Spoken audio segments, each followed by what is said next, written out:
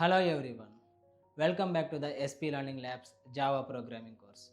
In today's video, we are going to learn constructors in Java. This is very important concept.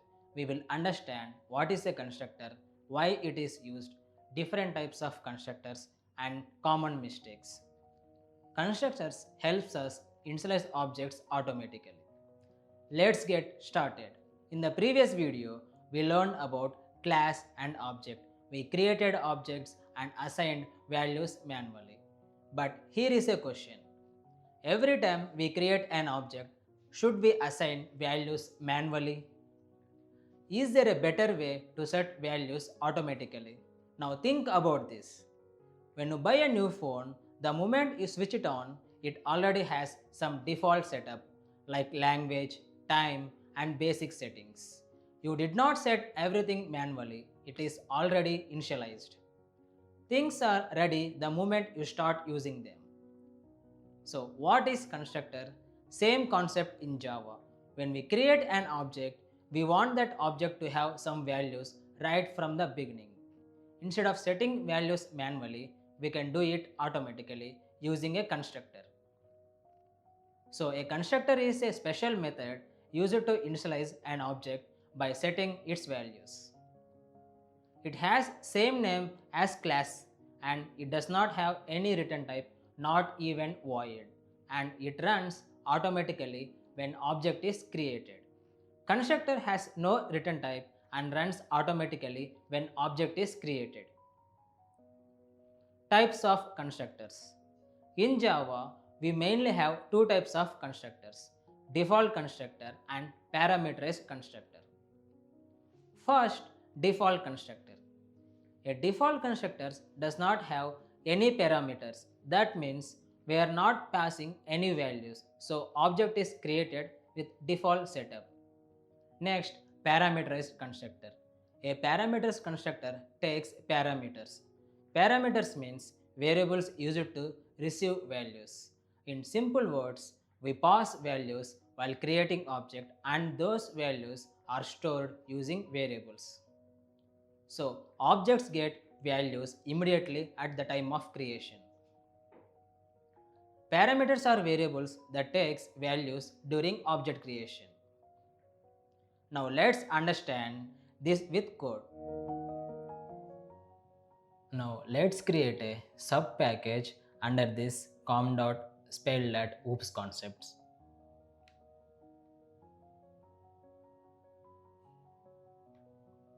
Now I will give this as dot constructors and click finish.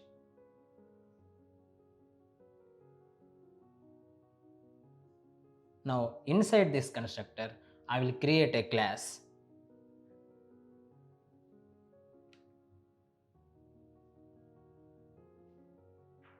And I will name this class as student. Follow the naming conventions. Now I will check the main method and click finish. Now you can see our student class has been created. Now inside this class I will create two variables, name and age.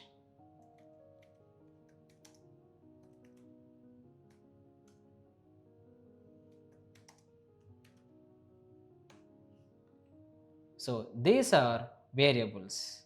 Name stores student name and age stores student age. This is the data of object.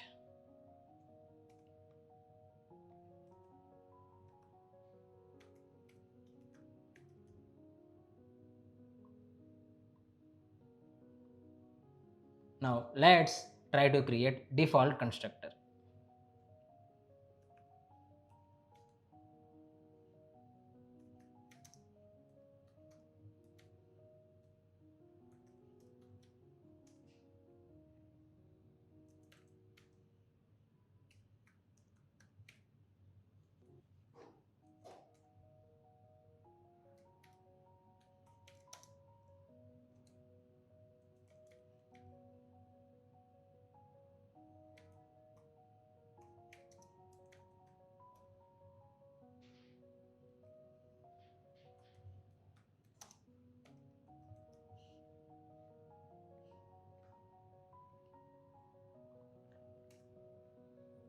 This is called default constructor, same name as class name with no parameters. So it runs automatically when object is created and it prints default constructor called. Now let's look into parameterized constructor.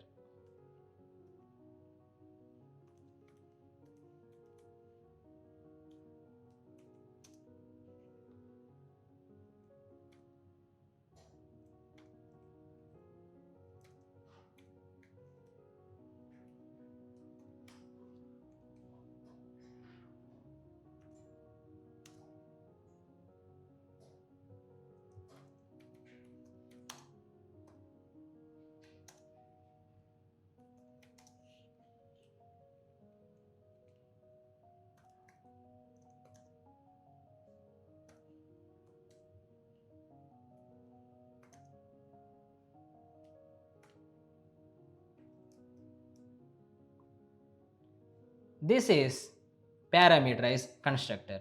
It takes parameters. N receives name and A receives age. Then we assign values name equal to N and age equal to A. So object get values at the time of creation.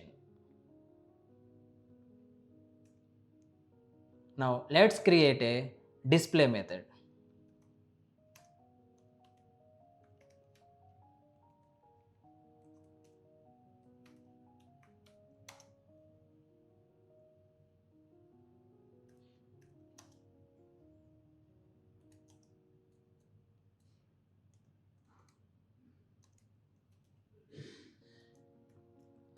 This is our display method. When we call this, it prints name and age.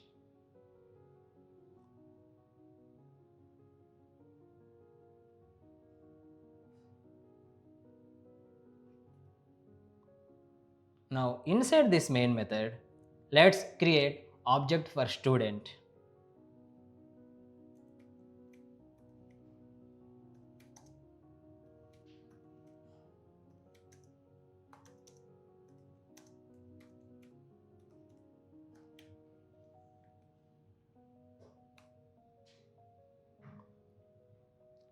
Now observe carefully.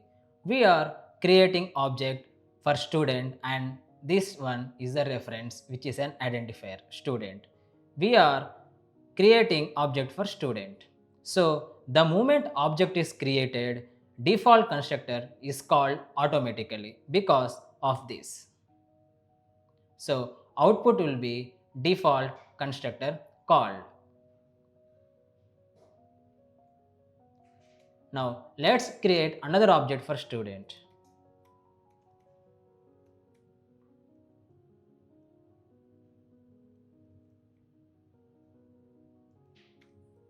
And here I will type student 1.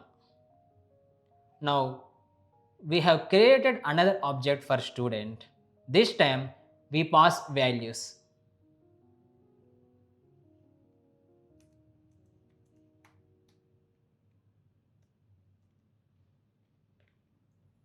So here we pass Ravi and age 22. So object is created with values already set. Now after this, let's call display method.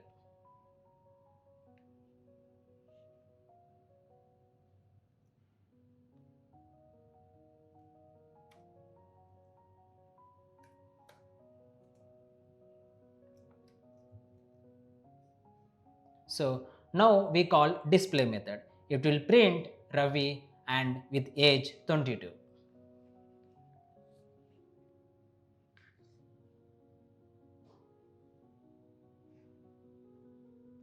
Now let's run this.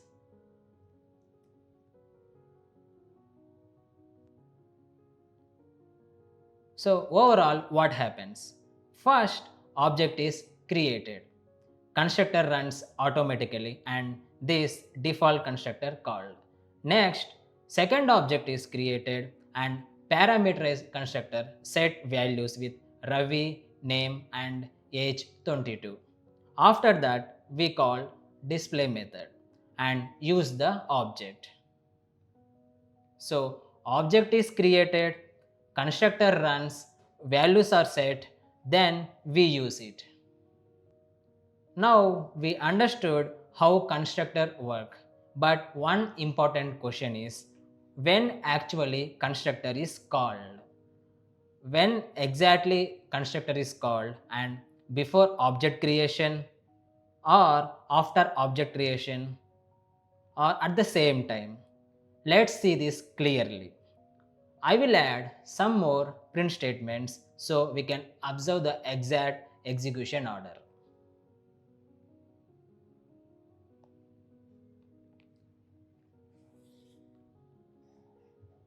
Here for default constructor already we have added an print statement. Now inside this parameterized constructor I will add another print statement.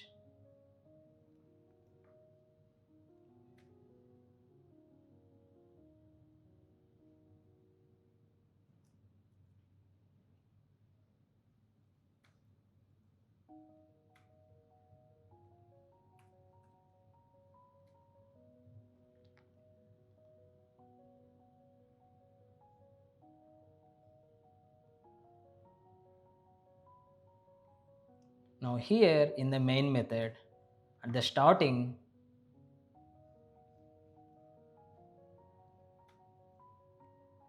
I will write here creating first object.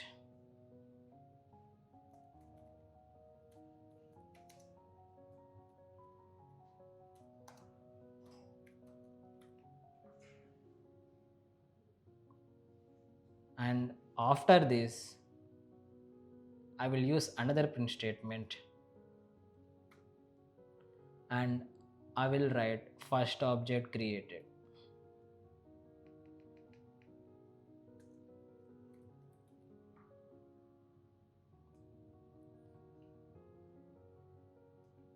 Now here also I will use another print statement and write creating second object.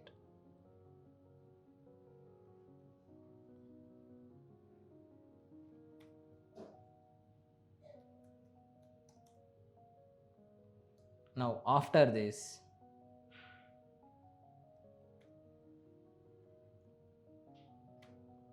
I will use another print statement with second object created.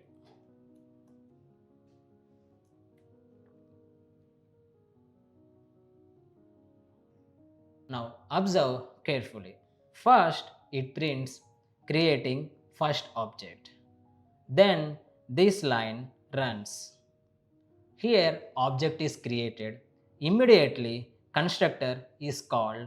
So the output will be default constructor called. Then it prints first object created.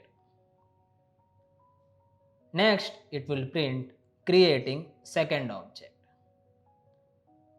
Now the object is created, immediately parameterized constructor is called, so output will be parameterized constructor called and values are assigned. Then it prints second object created. Now let's see this by running the program.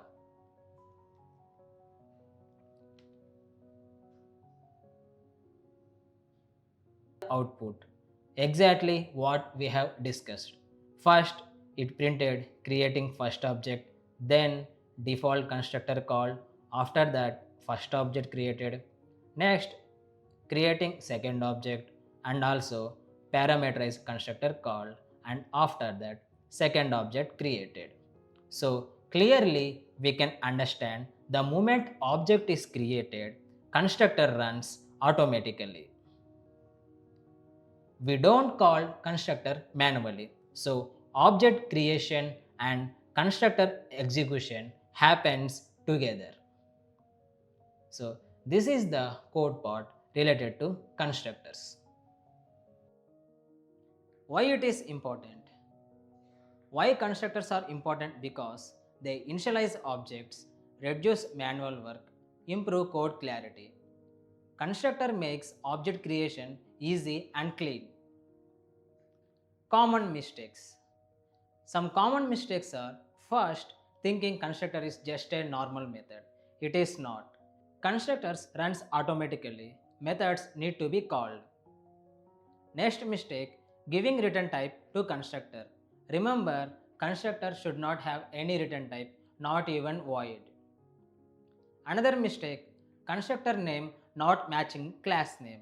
It must be exactly same including uppercase and lowercase. And one more, expecting constructor to behave like a method, but constructor is only for initialization. So constructor is not a method, it is for initialization. Best practices. Some best practices are always use constructor to initialize values instead of assigning values later. Keep constructors simple, only initialize values, don't write complex logic inside. Use meaningful parameter names like age, name. If needed, use multiple constructors to handle different scenarios. So use constructors to prepare objects properly. Before ending this video, I have a small task for you. Create a class and add both constructors. Create objects and observe the behavior. Now try this important practice. Add some system.out statements and observe the execution order, which runs first, object creation or constructor. Now try this. Remove parameterized constructor, then create object with values. Observe what happens. Does it work or give error? One more, don't write any constructor, just create object, observe carefully. Will Java create a default constructor automatically? Now let's see questions. What is constructor? Difference between method and constructor. Types of constructors. Can constructor have return type? When is constructor called? What happens if no constructor is defined? Practice different scenarios to truly understand constructors. So that's all for today. In this video, we learned constructors in Java, how to initialize objects and how constructors work. In the next video, we will learn encapsulation and data hiding and understand it clearly step by step. Now we know how to create and initialize objects. Next, we will learn how to protect them using encapsulation. If you found this helpful, like, share and subscribe to SP Learning Labs. See you in the next video.